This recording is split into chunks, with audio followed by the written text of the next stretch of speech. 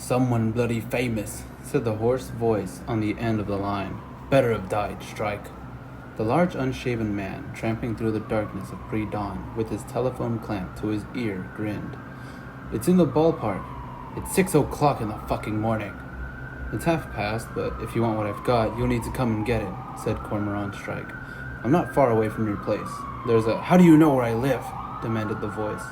"You told me," said Strike, stifling a yawn. "You're selling your flat." "Oh," said the other, mollified. "Good memory." "There's a 24-hour cafe." "Fuck that. Come into the office later," Culpepper. "I've got another client this morning. He pays better than you do, and I've been up all night. You need this now if you're going to use it." A groan. Strike could hear the rustling of sheets. "It had better be shit hot." "Smithfield Cafe on Long Lane," said Strike, and rang off. The slight unevenness in his gait became more pronounced as he walked down the slope towards Smithfield Market, monolithic in the winter darkness, a vast rectangular Victorian temple to meet, where from 4 every weekday morning animal flesh was unloaded, as it had been for centuries past, cut, parceled, and sold to butchers and restaurants across London. Strike could hear voices through the gloom, shouted instructions, and the growl and beep of reversing lorries unloading the carcasses. As he entered Long Lane, he became merely one among many heavily muffled men moving purposefully about their Monday morning business. A huddle of couriers in fluorescent jackets cupped mugs of tea in their gloved hands beneath a stone griffin standing sentinel on the corner of the market building. Across the road, glowing like an open fireplace against the surrounding darkness, was a Smithfield Cafe, open 24 hours a day, a cupboard-sized cache of warmth and greasy food. The cafe had no bathroom, but an arrangement with the bookies a few doors along. Ladbrokes would not open for another 3 hours, so Strike made a detour down a side alley and in a dark doorway relieved himself of a bladder bulging with weak coffee drunk in the course of a night's work. Exhausted and hungry, he turned at last, with a pleasure that only a man who has pushed himself past his physical limits can ever experience, into the fat-laden atmosphere of frying eggs and bacon. 2 men in fleeces and waterproofs had just vacated a table. Strike maneuvered his bulk into the small space and sank, with a grunt of satisfaction, onto the hard wood and steel chair. Almost before he asked, the Italian owner placed tea in front of him in a tall white mug, which came with triangles of white buttered bread. Within 5 minutes, a full English breakfast lay before him on a large oval plate. Strike blended well with the strong man, banging their way in and out of the cafe. He was large and dark, with dense, short, curly hair that had receded a little from the high, domed forehead that topped a boxer's broad nose and thick, surly brows. His jaw was grimy, with stubble and bruise-colored shadows enlarged his dark eyes. He ate gazing dreamily at the market building opposite. The nearest arched entrance, number 2, was taking substance as the darkness thinned.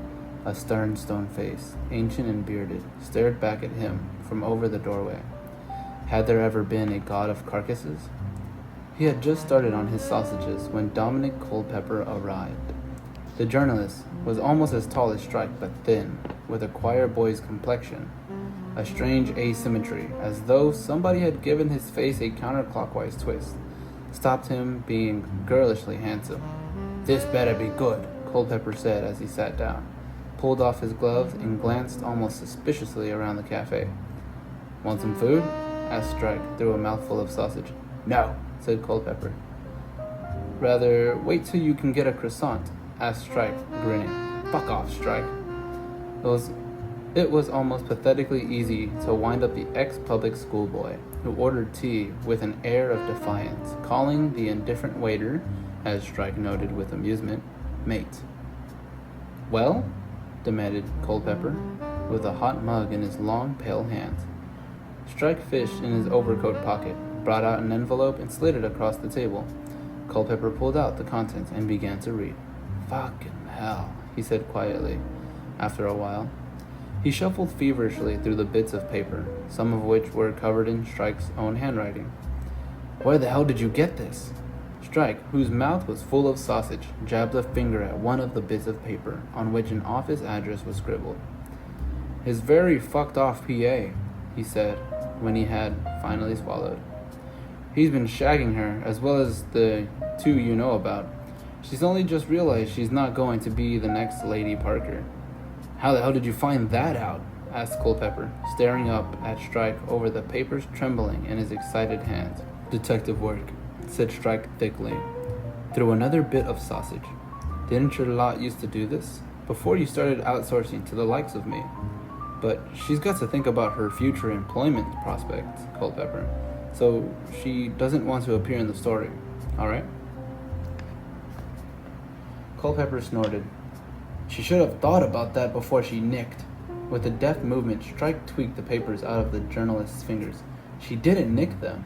He got her to print this lot off for him this afternoon. The only thing she's done wrong is show it to me. But if you're going to splash her private life all over the papers, Culpepper, I'll take 'em back." "Piss off," said Culpepper, making a grab for the evidence of wholesale tax evasion clutched in Strike's hairy hand. "All right, we'll leave her out of it, but you'll know where we got it. He's not a complete tit." "What's he gonna do? Drag her into court where she can spill the beans about every other dodgy thing she's witnessed over the last 5 years?" "Yeah, all right," sighed Culpepper, after a moment's reflection. "Give 'em back.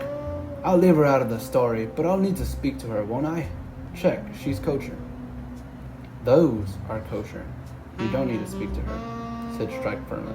The shaking, besotted, bitterly betrayed woman whom he had just left would not be safe left alone with Culpepper. In her savage desire for retribution against the man who had promised her marriage and children, she would damage herself and her prospects beyond repair. It had not taken Strike long to gain her trust. She was nearly 42. She had thought that she was going to have Lord Parker's children. Now a kind of bloodlust had her in its grip. Strike had sat with her for several hours, listening to the story of her infatuation, watching her pace her sitting room in tears, rock backwards and forwards on her sofa, knuckles to her forehead. Finally she had agreed to this, a betrayal that represented the funeral of all her hopes. "You're going to leave her out of it," said Strike, holding the papers firmly in a fist that was nearly twice the size of Culpepper's. "Right? This is still a fucking massive story without her." After a moment's hesitation, and with a grimace, Culpepper caved in. "Yeah, all right. Give me them." The journalist shoved the statements into an inside pocket and gulped his tea, and his momentary disgruntlement at Strike seemed to fade in the glorious prospect of dismantling the reputation of a British peer. "Lord Parker of Pennywell," he said happily under his breath. "You are well and truly screwed, mate." "I take it your proper patrol get this?" Strike asked, as the bill landed between them. Yeah. Culpepper threw a 10-pound note down onto the table, and the two men left the cafe together. Strike lit up a cigarette as soon as the door had swung closed behind them. "How did you get her to talk?" Culpepper asked, as they set off together through the cold, past the motorbikes and lorries, still arriving at and departing the market. "I listened," said Strike. Culpepper shot him a sideways glance. "All the other private dicks I use spend their time hacking phone messages." "Illegal," said Strike, blowing smoke into the thinning darkness. "So how—" "You protect your sources, and I'll protect mine." They walked 50 yards in silence, Strike's limp more marked with every step. "This is going to be massive. Massive!" said Culpepper gleefully. "That hypocritical old shit's been bleeding on about corporate greed, and he's had 20 mil stashed in the Cayman Islands." "Glad to give satisfaction," said Strike. "I'll email you my invoice." Culpepper threw him another sideways look. "See Tom Jones' son in the paper last week?" he asked. "Tom Jones?" "Welsh singer," said Culpepper. "Oh, him," said Strike, without enthusiasm. "I knew a Tom Jones in the army." "Did you see the story?" "No." "Nice long interview he gave. He says he's never met his father. Never had a word from him. I bet he got more than your bill is going to be." "You haven't seen my invoice yet," said Strike. "Just saying." One nice little interview and you could take a few nights off from interviewing secretaries. You're gonna have to stop suggesting this, said Strike.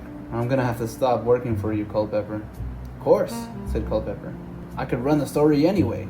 Rock stars. Estranged son is a war hero. Never knew his father. Working as a private. Instructing people to hack phones is illegal as well, I've heard. At the top of Long Lane, they slowed and turned to face each other. Culpepper's laugh was uneasy. I'll wait for your invoice then. Suits me. They set off in different directions, Strike heading towards the tube station. Strike! Culpepper's voice echoed through the darkness behind him. Did you fuck her? Looking forward to reading it, Culpepper, Strike shouted warily without turning his head. He limped into the shadowy entrance of the station and was lost to Culpepper's sight.